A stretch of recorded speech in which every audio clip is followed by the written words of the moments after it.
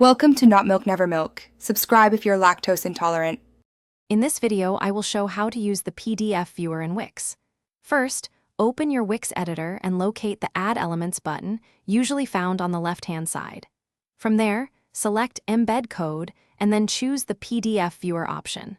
Simply drag and drop this element onto your page where you'd like your PDF to appear. It's a straightforward process that takes just a few clicks to get started.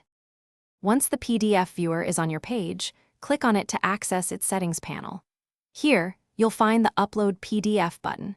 Click this to browse your computer and select the document you wish to display.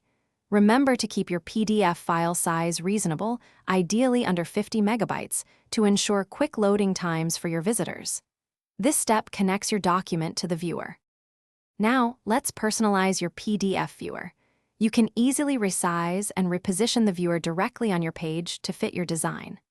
Within the settings, you'll find options to show or hide the download button, giving you control over user access.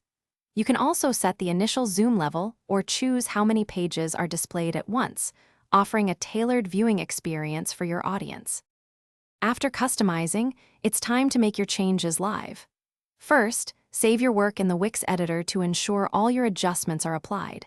Then, click the Publish button to update your website.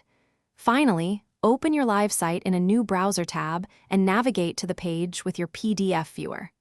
Thoroughly test it to confirm everything works as expected for your visitors. Thanks for watching. If this was helpful, leave a like and consider subscribing. See you next time.